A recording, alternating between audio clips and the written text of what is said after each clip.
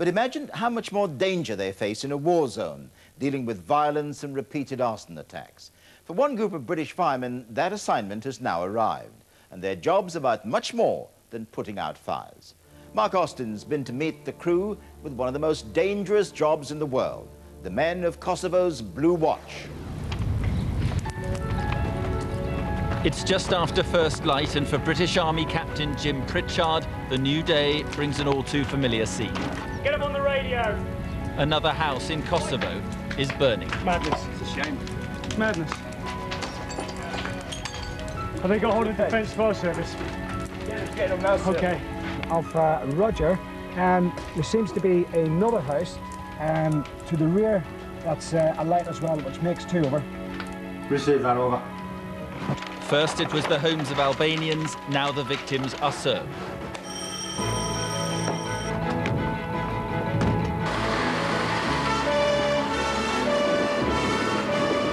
These are the flames of hatred, the flames of revenge. And stuck in the middle are a group of volunteer British firemen who cannot believe what they are seeing here.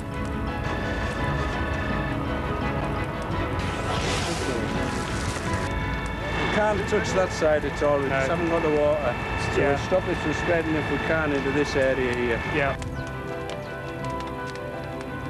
They loot the places and then they just set fire to them. Watch yourself, we just had an explosion around there. The dangers are all around, not only the fires, but mines and booby traps. If you can imagine that you've got 5 houses on fire, just all around you, so which one do you start with? They are trying to answer dozens of calls a day and are simply overwhelmed by the scale of the task confronting them. Sort of a street at a time with 5 or 6 houses going. Usually we get there, they're through the roof. You're fighting fires and then one's lighting up behind you, you're fighting that one. So. Can it go on, do you think? I mean, well, I think they're running out of houses, to be honest. It depends how many houses they can keep going with, you know. These are actually houses that are on fire. We may get 5 at one particular call, 1 at another call, 3 at another call. So we just really do the best we can. and how many fires would you deal with back home a day? For the Defence Fire Service, probably nil. The men of Kosovo's only working fire brigade are exhausted. They came here to fight the odd military fire, but in the event became caught up in the wave of arson attacks now ravaging this province. It is physically and emotionally draining. I think to typify it, we had one day, if I can remember, we had 17 house fires, basement fire, which engulfed a tower block. They're wantonly wasting what could be accommodation for people. With the winter coming on, it's going to be even worse for them. So there are people living in tents that could be living in a reasonable house. You have to do the best you can with what you've got. At least at the end of the day, say, well, I've earned my bread today. Sub-Officer Colin Little from Cumbria has been on duty continuously here for 3 days and 3 nights. What we got, mate? It's been reported by Royal Irish, 4 house fires. Colin is under pressure. He has to cover for the other crew commander, Rodney Bogazinski, who's sitting it out after being injured when a burning ceiling fell on him. I just put my head through a door, basically, to find an easy way in for them. And without prior warning at all, the ceiling collapsed. It was a burning ceiling, and I got some debris caught in the back of my tunic, and it set fire to me back of my neck and my hair, and burnt me ear. These men are devoting 6 months of their lives to Kosovo. So far, Rodney is the only casualty, but for him, the dangers, the horrors and the fires are not the worst of it. I can put up with everything else, or the mayhem and the lunacy of that city and all the arson that goes on, all the fires. But as I say, personally, my biggest problem is I miss my wife and kids a lot. Rodney and his men are also trying to rebuild a fire service that collapsed during the war here. But as well as fighting fires, they are battling ethnic hatred, trying somehow to persuade Serb and Albanian firemen to work side by side again. It is virtually impossible. In a job that demands trust, there is none. At the station, they sit apart and barely talk to one another. And no wonder. Latif Zeka's brother was killed by Serb paramilitaries. This Albanian fireman sums up the hostility. We hate them, but not as much as they hate us. Back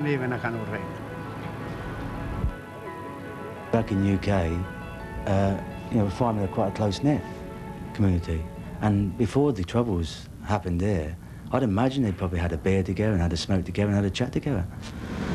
In many ways, the fire station here in Pristina can be seen as a microcosm of the whole of Kosovo.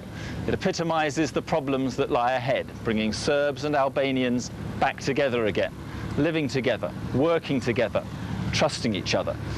But given what's been going on here in the last few months, the chances are it'll be years before that trust can return. That's if it ever does. Every single time they are called out, the British firemen are confronted by the hatreds consuming Kosovo. In every village, in every town they go to. Well, the firefighters are off again, this time with an army escort to an area south of Pristina, where they know that there is tension between Serbs and Albanians, and they want the protection of the army when they go into an area like this. By the time we reach the village of Slovinji, Serb farmhouses are almost completely burnt out. Personally, I get very little satisfaction out of putting out fires that have been burning for so long, and they're all arson. That's another one burning there, isn't it? Another one's burning down there, but this is what's happening to us all the time. We put one out, we turn our backs, they light another while we're down here. You can see the problem. It's a madhouse. Well, it's 15 minutes since we left the last burnt house, and already we've come across another one. That's 4 in a stretch of, what, half a mile in this village alone. And in the village, they are told the stories of why this and many other houses are burning, of the Serb policeman who lived here and who was accused of massacring 45 Albanians. A brother of this guy was killed by the Serbs? By the Serbs, yes. Massacre. Apparently there was a massacre in this village where a number of Albanians were killed by Serb locals. And now it's the time for revenge. It is indeed, yes. The biggest terrorist in this area was this guy. The biggest terrorist in this area? In this area. So the Serb who lived in this house, which is now burning, was responsible for some of the killings? Yes. Then, a few hours later, an extraordinary moment. British troops escort back to the house the very man the locals were talking about. He'd come back to survey the damage to his farm. The Albanians who were here said the man was responsible for killing.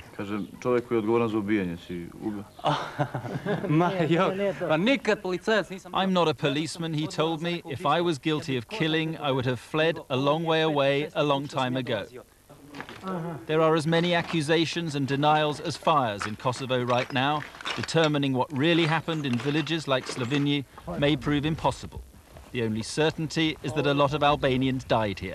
In such an atmosphere of recrimination, what chance reconciliation? And when you see this, deliberate burning of people's houses, what goes through your mind? I'm just here to do a job. I'm here to put them out. I don't think of the political side of things. Obviously, it's a waste when people can live in them afterwards, but that is the way it goes. So. And as yet another fire burns, frustration for the British firefighters. The water's run out. They rest as night falls and the water trucks are replenished, because with darkness comes a new spate of fires.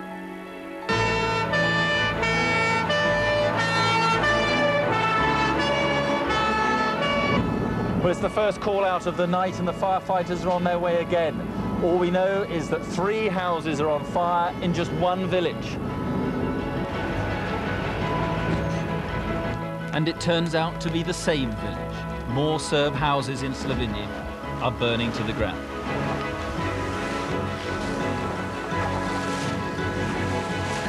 We're just going through them one after another. As soon as we clear out there, they'll probably be back again. The army have few suspects and can do little to stop the fires. The only suspects we've had lately have been teenagers within the village. One is actually a young girl who's only 13, 14 years of age. 13-year-old girl? Yes. In Kosovo, a generation is growing up knowing little else but ethnic conflict. A conflict these British volunteers are witnessing at first hand, day and night, doing their best to extinguish Kosovo's fires of revenge. It really is difficult to see where this cycle of vengeance and destruction will end, as British troops and now British firefighters are finding out this is not a place where forgiving or forgetting comes easy. I think they'll never work together. I think there's deep hatred there, and it's going on for years. I think the first word you've got to look at is forgiveness. And when you start forgiving people, you start learning to, start learning to live together. And that's what I hope anyway.